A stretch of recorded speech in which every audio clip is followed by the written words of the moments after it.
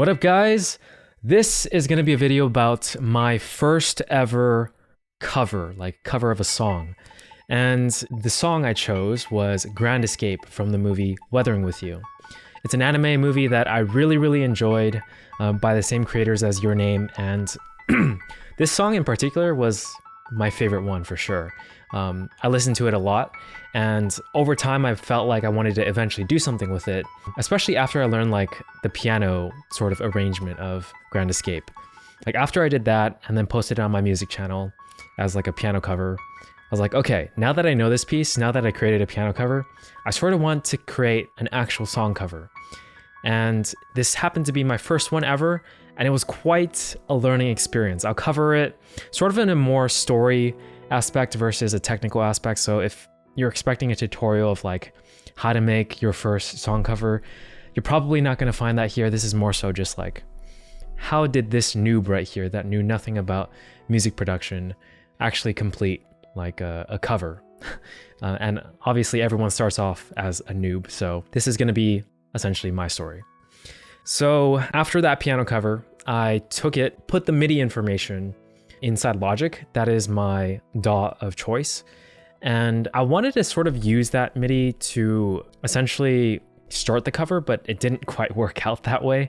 I did do it to a tempo, but I found out that, okay, you know what? Let's just recreate Grand Escape, like that song, the original track, as best as possible. That way I can practice getting into music production because I've never done it before. And I think I regretted that decision a little bit just because of how hard it is to get into this stuff, like without having that much knowledge. I actually did do a little bit of, I tried to do a little bit of a song cover from 1OK Rock, Stand Out Fit In. In my opinion, that's a really great song, and I really like 1OK Rock. They're a great band, one of my favorites, J-rock bands. I did do it with a friend, vocal. She did the vocals. I sort of put MIDI information in for some instruments, and I was like, okay, I guess this is like good enough.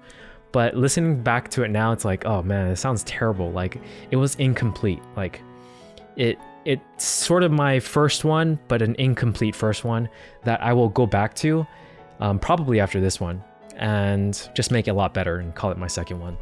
But for now, this one, Grand Escape, I wanted to recreate it because I was like, okay, how can I get into this in a way where, you know, I actually make it sound good? So the first thing I did was buy samples. I feel like everyone does that. But Complete 13, the bundle, that's what I bought. That's the main thing that I used for this one, and a couple of Waves plugins for vocals. I'll actually show you guys right here which ones real quick. Waves, CLA vocals, that's the main one, RVox, Abbey Road Saturator, and Vocal Ride.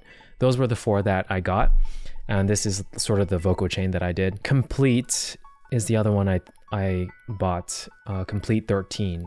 It was $600, but I think it was worth it because, you know, it comes with a good amount of stuff, and it also comes with complete control, which is what I use to like find all the instruments that were like, okay, I hear this sound, I don't know what it is, but I'm gonna type in what I sort of hear. So like one of them was like a cricket pitch, so I typed in cricket, and nothing came up, so I thought of the next thing that is synth-like. Actually, I have it on piano and keys right now, but you guys get the idea. Basically, you just type stuff in here and you look for it. And that was a big part of the process in recreating the instrumentals, but I'm jumping ahead a little, so let me go back again. So I bought those samples, I bought those plugins essentially to help me out.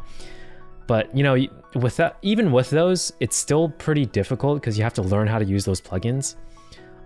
So I guess the first step after choosing the song was to learn how to use Logic better and also to use those plugins. So I spent a good amount of time like messing around with that. And then the thing we did before that was actually recording the vocals with my friend Tsuki. So you can check her out, links down below. She streams and stuff. And she's also a good vocalist, like she sings. She sang for a very long time and she's trained. So it was great to work with her. And it also like motivates me that someone else is doing vocals that sounds good because like I'm not a singer. So that really helped. So all I had to do was recreate the instrumentals, and she sang in sometime in December, and it was holiday seasons. So I didn't do anything until a month later. And then over the time span of 2 months, and I spent 16 days on this, I actually counted because I journal. And each session in a day was about 3 to 4 hours. So for about 50 hours, I'd say, overall for this project for recreating the instrumentals. And most of that time was spent, I'd say, with sound selection. So the first step was essentially me just going in and being like, okay, I'm gonna listen to this track right here that I brought in, the original track, solo it, listen to it. Okay, what do I hear? I hear a piano. That's what I hear. System overload, whatever. Mute that track and then essentially recreate what I just heard, which was the piano right here. So what I did was I used my MIDI piano, just typed in the keys, the same keys that I heard, and in the same rhythm that I heard, and then I would just go into it, adjust it to be pretty much perfect. I know that a lot of people want to be like more musical and then do it like naturally and whatnot. Sometimes, I don't think this, sometimes for like, I'm trying to think. The synth stuff, maybe I did that, but like most of it, I'd say 90% of it, I just did it like fully on the spot. Just because like, I didn't want to spend too much time on that. And this was more for practice purposes rather than creative purposes. So I'm okay with just like quantizing everything, which is this Q button right here. And then after I did that instrument, I moved on to the next one. Did that synth part, which took forever, and then I substituted it because I couldn't figure it out. And then I did the next piano pattern, and then I did the next arpeggio thing.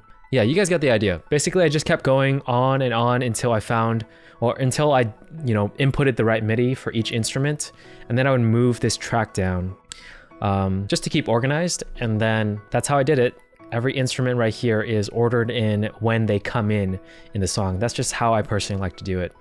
And then after that, I did sound selection, which again, took a really long time. I'd say it took like 10 days probably just for sound selection. It took like maybe 2 days for MIDI, like just filling out all the MIDI information. Then it took about 10 days for sound selection. And then for mixing, it probably took about 2 days. And then the rest of the 2 days was just spread over like, one was mainly for vocals and then the other one was just like tidying everything up, give or take. So that's essentially how I went through the entire thing. MIDI information, then the sound selection, choosing the right instruments inside like complete or whatever. And then I went to the vocals, did the vocal chain that I showed you guys earlier. After that, I mixed it as best as I could. So like for instance, this pattern right here with the synths, I thought it was pretty cool. Like I heard it from the original track and I was like, okay, they're playing a synth part that's sort of like sounds from the right and then sounds from the middle and then sounds from the left. So I'll go ahead and play that solo.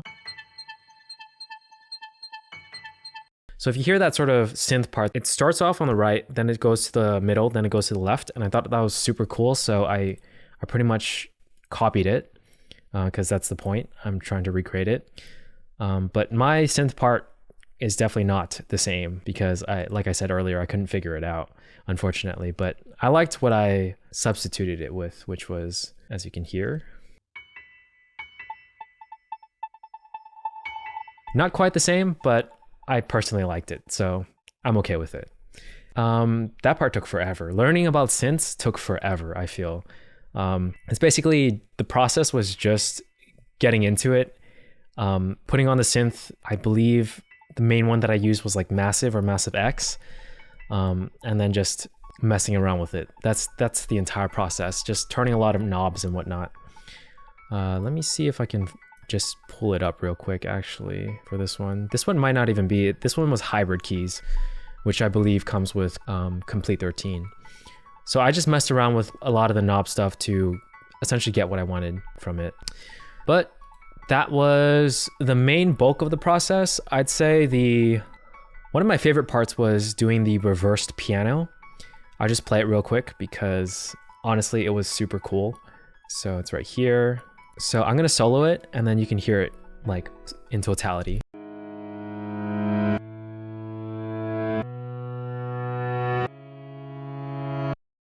So this is essentially just the piano chords that I played off of the MIDI, but I bounced it in place and then reversed it. And I thought that was like one of the coolest things ever.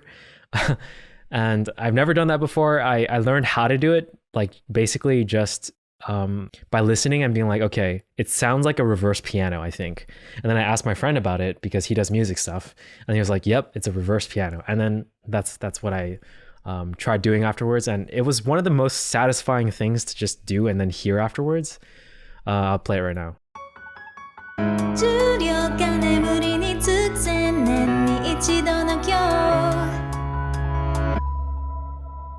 But yeah, that part was super fun and super cool to do. And then drums, same thing. I used something from that bundle.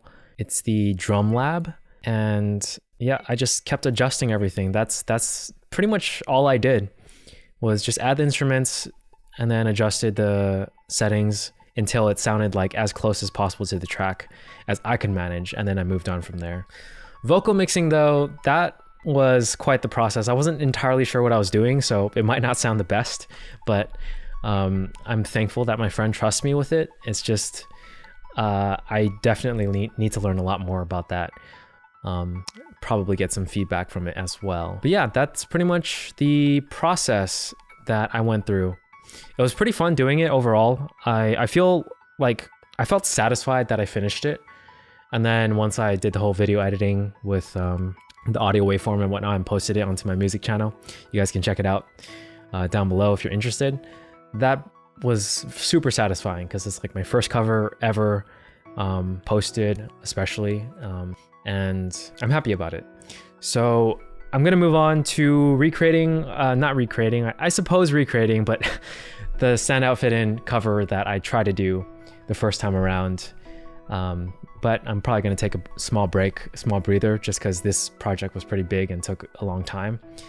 But I feel generally pretty happy about it, and there's a lot of stuff that went into it. I know I'm like going super fast, like especially for like the drum kit stuff. That stuff was very interesting to work with. But again, this is not like a technical tutorial. It's just sort of the story of how I finished my first cover. Each section was like a challenge, I'd say. There's sort of distinct sections too, like the intro, then when the vocals come in, then when like the first sort of small pause happens, it grows bigger, and then another pause, and then it grows even bigger. Like each section was like a new battle to work on, and it was like new stuff happened in each section as well. New instruments, the sound changed for the final section, like there was reverb for all of it, and then the vocals panned left and right versus just staying in the middle. Just all the stuff that I never knew about, that was happening in music, that I listened to, that I learned are actually happening because I did this. So it was quite the experience. Quite the learning experience for sure, and I'm definitely listening to music in a new way now, just trying to like hear all the details, hear the synths in the background even though they're really low and rumbling and whatnot, because a lot of that was the process, was like hearing my version, hearing the original and being like, okay, something's missing from mine.